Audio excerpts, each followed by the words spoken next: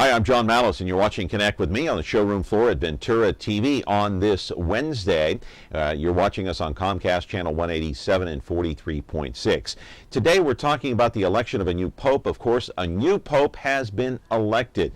They got the more than 77 votes needed, or two-thirds majority, to elect that new pope. Today we've got a special guest. His name is Father Mike Lastiri out of Hanford. We interviewed him live earlier this morning at 10:30. As you know, we go on live at 10:30 each and every weekday here on Connect with Me. But not more than 5 minutes after Mike Lastiri, Father Mike, left the building here at Ventura TV, we got word that out of Rome, the Sistine Chapel, the Cardinals had elected a new pope. So right now, we are going to play our interview with Father Mike Lastiri, talking about the process of electing a new pope and what his thoughts were prior to today's decision. As you know, a new pope has been elected, but here is our program from earlier today on Connect with Me, right here on Me TV Fresno.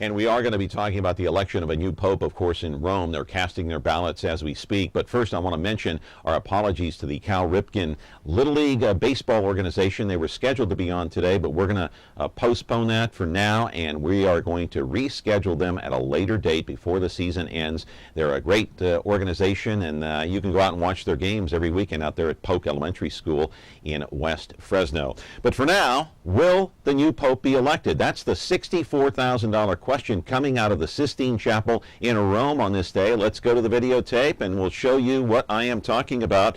Right now, 115 cardinals are gathered inside the Sistine Chapel in Rome, casting their ballots. And as I speak, the cardinals are on their fourth ballot. No decision has been rendered. How do we know that? Well, because black smoke poured out of the copper chimney at the chapel. Most experts, like our very own guest right here today in our studio, believe will know by either Thursday or Friday at the latest as to who the new pope will be. Each cardinal cast a ballot. It takes 77 votes, or in other words, it'll take two-thirds of the majority for a winner to emerge. Keep in mind, though, as the world watches, all eyes on the Sistine Chapel, everything inside is top secret. The conclave began only 2 weeks after Pope Benedict XVI resigned, the first sitting pope to do so in 600 years. No doubt selecting a brand new pope is a huge deal around the world, not only for Catholics, but for those people involved in other religious sectors as well.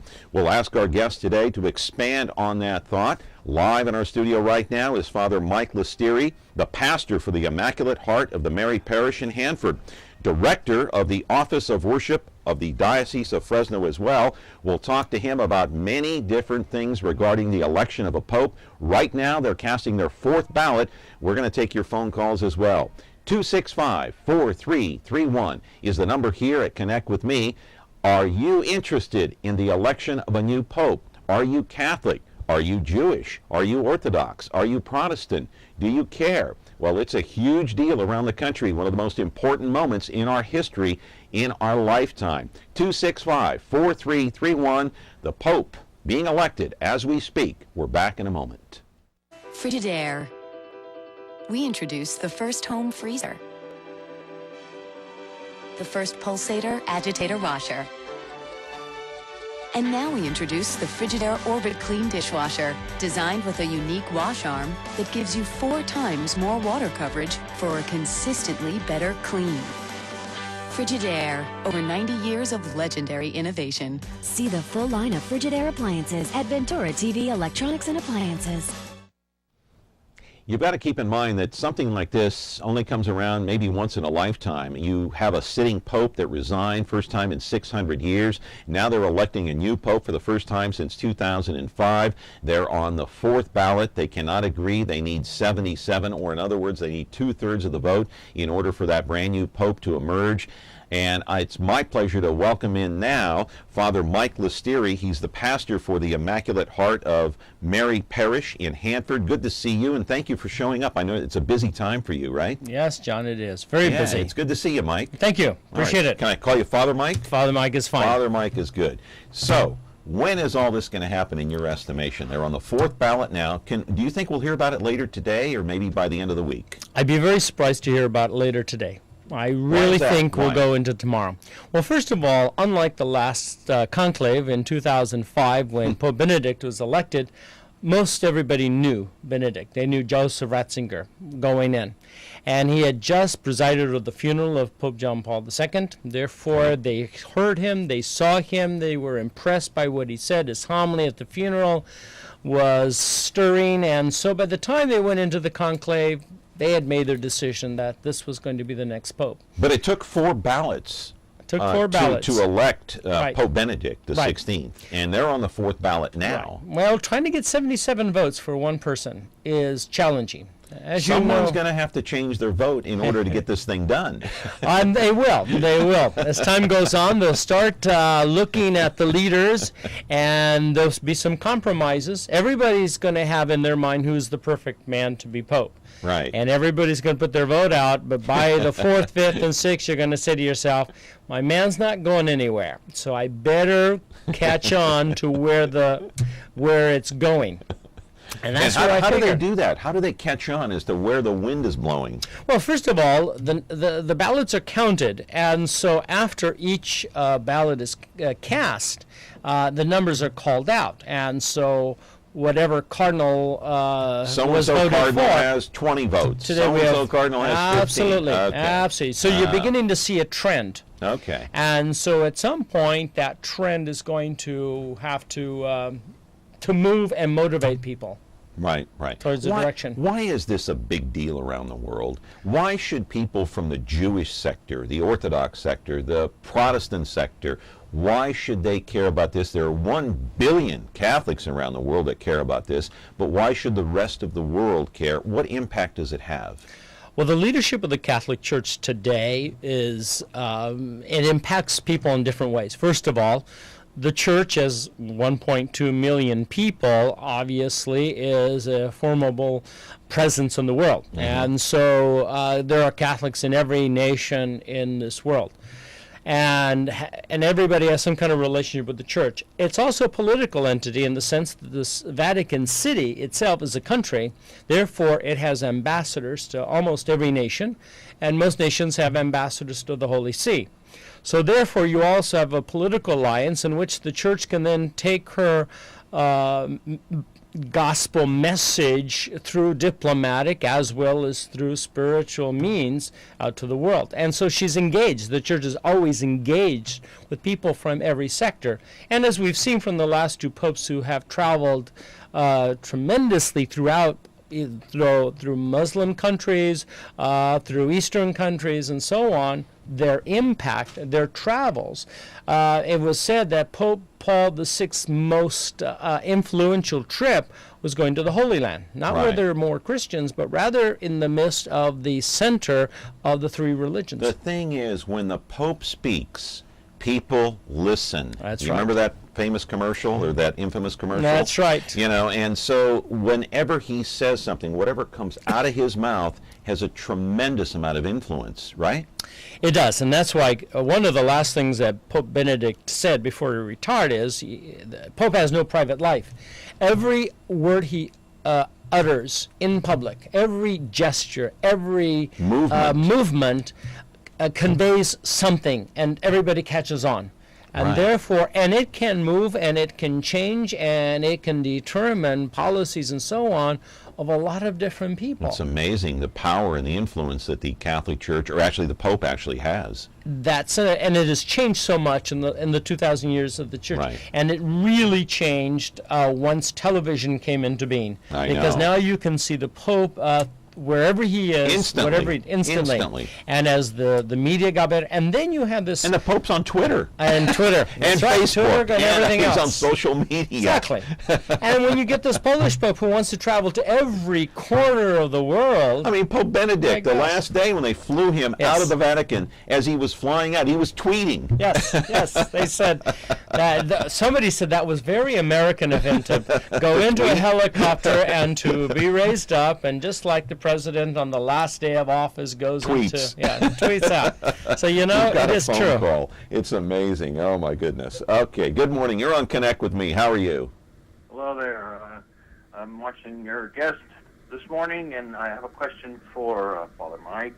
Yeah. Go ahead. I'd like to know: will we see the shoes of the fishermen filled as we had them with JP2? Are we going to see another pope of historical significance that John Paul II had? Is it possible? Is there a man of the timber that JP2 was wrought from again in our lifetime?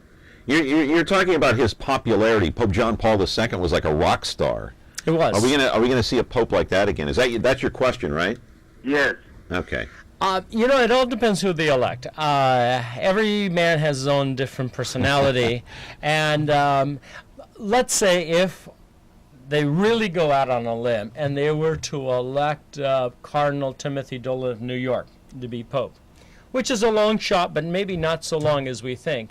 He certainly has that personality that John Paul had. He's good areas. He's very open. He could get on stage with Bruce Springsteen, with no problem at all. Absolutely no problem at all. And so he would have that kind of a personality to do that. On the other hand, is that good for the Church to have that? Well, the thing is now that once you've had it, there's a great deal of expectation to always have it. And maybe not so. Maybe with this younger generation of Catholics, it is a good thing. Right, because with Pope Benedict, as an older man when he took office, and he's was an introvert. He was very much an introvert. Mm-hmm. These public displays were extremely uncomfortable for him. Right. He had a very hard time. To go back to a personality of Watiwa, John Paul II, to find somebody who would have that same outreach, who could rock people, if you will. Yeah. You know, John Paul II, his largest gathering ever was well over 1 million people in Manila, the Philippines. Imagine over 1 million people in one particular event. Yeah. Every rock star on earth would be so envious of such a thing. Right.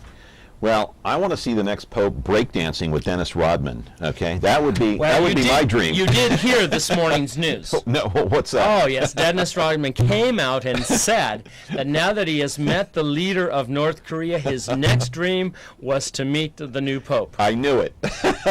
All right, we're going to be back with more of our conversation with Father Mike Lastiri as we wait as they cast their ballots the fourth time around in the Sistine Chapel in Rome. We're going to continue your phone calls, 265-4331. We're going to breakdance our way out of here and be back in a moment. Fasten your bones and let's twizzle! Weeknights, do the twizzle with me. Everybody, start in doing the twizzle. Everybody, if you're ready to sizzle, you twist a little and you twist a lot, and when you really get hot, that's the twizzle. Twizzle, twizzle. Weeknights starting at 9, 8 Central on MeTV.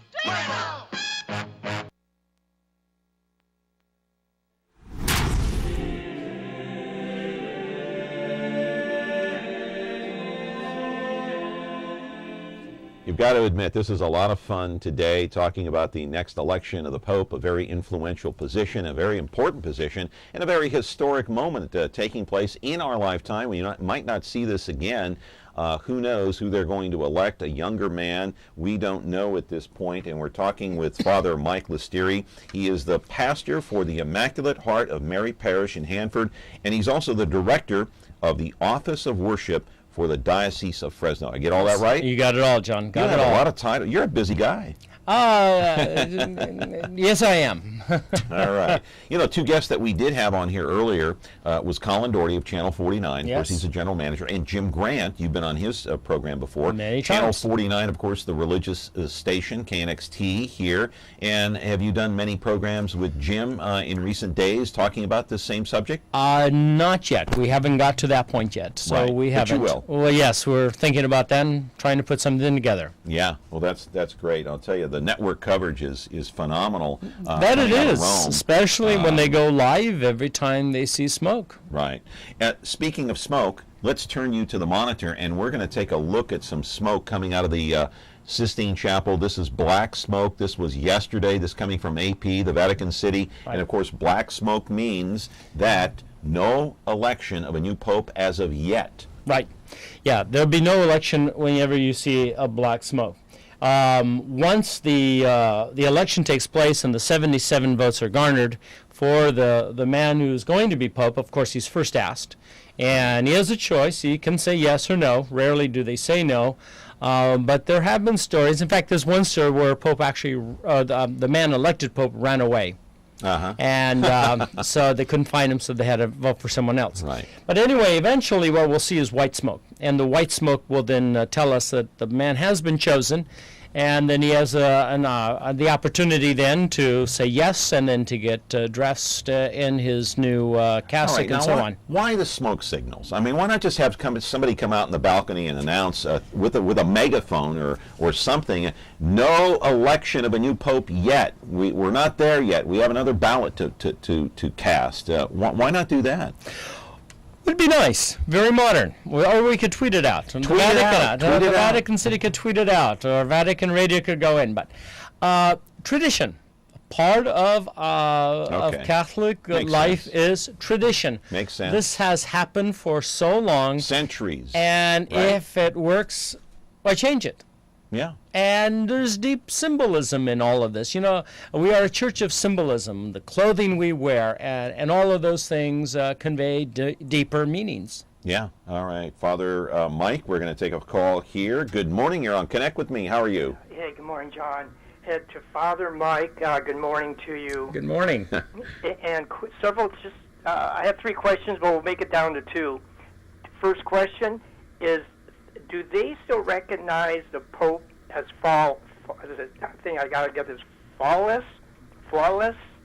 with no sin? No. Okay, they don't. No, absolutely not. Okay, The Pope is a human being. And in fact, the Pope goes to confession to a simple priest on a very regular basis. Really? Yes. He has his own confessor. Did not know that. And it is not a member of the hierarchy. It is a simple priest. Right. So, and the Pope goes to confession usually once a month. Let's hope those confessions don't leak out like the butler. Remember the butler leaked Exactly, out a yes. bunch of documents? That's right. That's right. John, Yes. Second question, I'll try to make it short. Do they believe in any other book that is, other than the Bible, that is inspired? Could you elaborate on that for me? No. To us, the Bible is the inspired Word of God and inspired by the Holy Spirit. And so the fundamental teachings of the Catholic Church come right out of Scripture. Right. And we build everything on Scripture. Mm-hmm. Okay, very good. And I think those are, and then do you have to be a Catholic to be saved? No. Oh, no, absolutely not. No, it is not a part of our, in fact, we believe any good man, good woman who lives a life of virtue, of whatever religion, all have the same opportunity to be saved. Okay. Well, I may disagree with you on that one, Father Mike, but I believe through Christ Jesus is the salvation. So that's the only disagreement. Sure, that's fine, and I can accept that. Yeah, thank you, and thank you for your answer. You're very welcome. Thank you for the call. Very insightful. Good questions there. Let's turn to the monitor one more time and watch the Cardinals actually going into the Sistine Chapel. And as they are marching in, this was video prior to the casting of the ballots, of course. Now, what are the chances that an American cardinal could be chosen? Slim and none, right? I don't know. To be very honest with you, I would not say slim or none. Doubtful, but could surprise us all. Really? You know, the thing was, up to the time of Pope John Paul II, it was always thought that only a third world would give us a pope. Poland, third world. And so when he was chosen, of course, that was natural. So why not from this country? Very good reason. Why not? Now, there's great fear. We are a superpower. Therefore, would the Pope and the political entity in this country have influence in each other? In fact, this morning's interview with the President and George Stephanopoulos,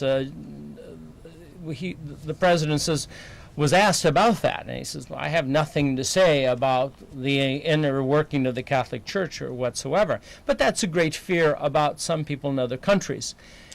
It's more our fear than people in other countries because there's a tremendous support in Italy for one of the American cardinals to be Pope. And who is that? Cardinal O'Malley of Boston. Okay. Has captured the imagination of Irish. the Irish from Boston, has caught the imagination of the Italian people because of his very simple lifestyle.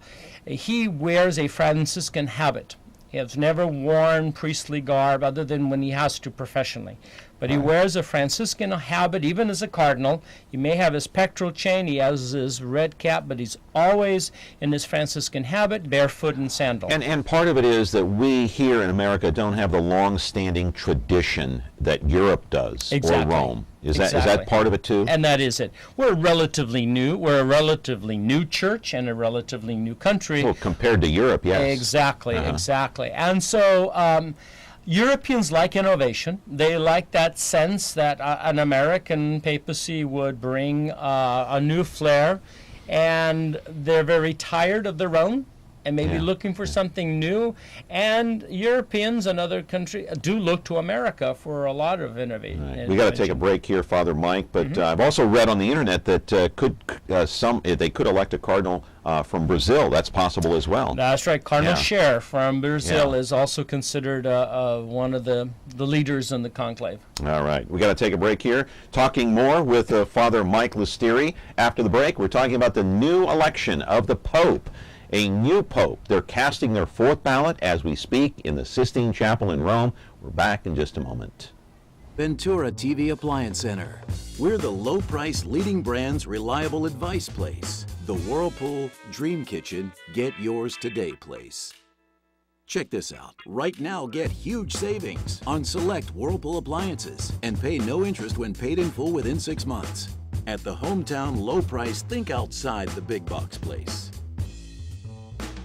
Since 1951, Ventura TV Appliance Center. We're working hard to be your place. You know, the election of a new pope could come at any time, but most believe that it could come at the end of this week, most likely not today. But we don't know for sure. We're not in there casting ballots, so we're not really privy to anything that's going on inside the Sistine Chapel. Father Mike Lastiri is here. Let's turn to the monitor one more time and take a look at some video of the Pope who had just resigned a couple of weeks ago. Certainly. Pope Benedict XVI. Of course, he was the Pope for, since 2005. What legacy does he leave behind? Pope Benedict will leave a legacy of a deeply spiritual and probably one of the most learned men we've ever had in the chair of St. Peter. Meaning? A deep scholar, a deep thinker, a man who really spent his entire life in thinking about theology and thinking about God.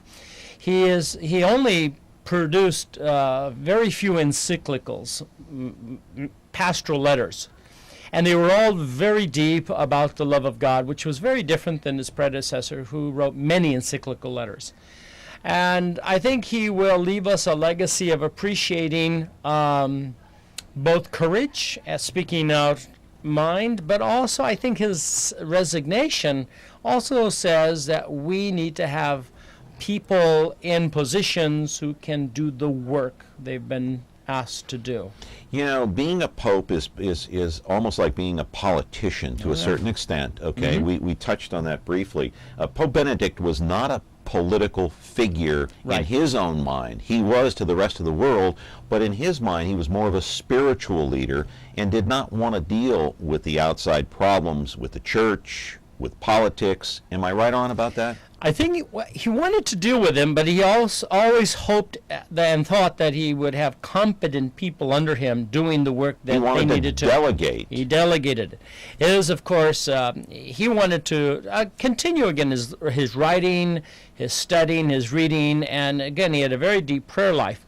And plus, when you're in the Vatican, every single day, your day is filled with appointments. You meet heads of state every day. You meet ambassadors that are presenting their credentials every day. I'll bet that's part of the job he didn't like. It wasn't his favorite part. Yeah. And so when you have in the United States and Canada and certain countries some real problems with the abuse cases, when you have the church in Africa, which is exploding unbelievably with new numbers and all the new problems it comes with, South America with all of its dimensions, as that's just a lot for one man to take in, especially if that's not maybe your gift. A lot of people say he resigned because he wasn't doing an adequate job in handling the sex abuse cases in this country, in Canada, and the rest of the world. Are you buying that? No, I don't buy that. First of all, I think, and again,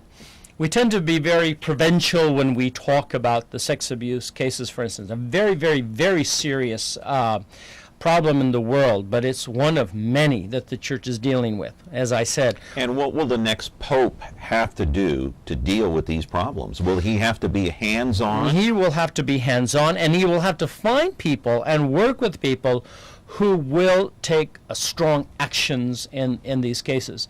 He will need to personally guide and oversee and supervise what's going on with this and other problems. All right, another quick phone call here. Good morning, you're on Connect with Me. Quickly, what's your question? Almost out of time. Yes, looking at your video you show, and I'm asking, Ratzinger, he obviously is starting to collapse under the weight. Is his papacy over? Is his seal broken? There is no leader of the church at this time. Is that correct? Well, no. First of all, the Pope is retired. The leadership of the church is in the hands of the cardinal, and there is a cardinal who takes responsibility for day-to-day activities during until the the new pope is elected, until right? the new pope is elected, and then during the conclave there are certainly people in place to handle any day-to-day things. So right now we firmly have people in place to handle any situation that should arise. Right. Getting back to the election of a new pope, he'll have to handle the sex abuse cases. Do you think the cardinals will want somebody who's more outgoing as well? Likes to be in the public eye, likes to mingle with the heads of state? Will they change the personality? And also, the final part of that question is, will they elect a younger pope? Well, somebody who's in their 50s or 60s so he can last a long time. There's only 4 or 5 cardinals that are under 60. The larger portion of the cardinals are in their 70s. Why? And there's a smaller group in their 60s. Why? For whatever reason, Pope Benedict did appoint men to the College of Cardinals that were older. And so the largest number of cardinals who are voting today are in their 70s. There's a small grouping of those in 60s, and as I said, only 4 or 5 in their 50s. So I would think somebody in their 60s will probably be somebody elected. In their 60s. I would hope so. And we got about a minute left. How will they capture those disenfranchised Catholics and get them back into the church? That's going to take a lot of work, and it takes an outgoing pope. It right? takes an outgoing pope. It takes creativity and an imagination, but it takes a pope who can make the message clear and handle the problems that we're dealing with today. Quickly, yes or no? Will they elect a pope from this country, in your opinion? Probably not. Okay. Will they elect an outgoing pope? Yes. I mean a pope who's really got outgoing. personality. Personality.